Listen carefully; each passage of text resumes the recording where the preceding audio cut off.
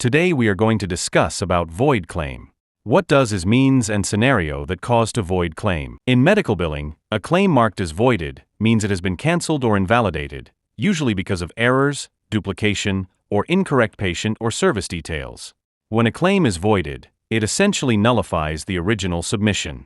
The original submission, meaning the claim is no longer considered for reimbursement. Reasons a claim may be voided include 1. Duplicate submission. If the same claim was submitted more than once, one may need to be voided.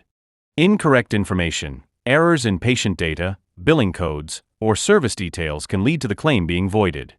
Provider's request. Sometimes, providers may need to void a claim if they notice issues or if a service was billed in error.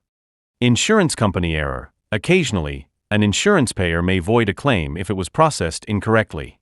Process for voiding a claim. To void a claim, the billing provider typically follows specific instructions from the insurance payer, often requiring a specific code, like a void code, to mark the claim as void. May need to submit a new claim if they want to replace the voided one, often with a corrected version. In most cases, voided claims do not impact the patient directly, as they are handled between the provider and insurance payer.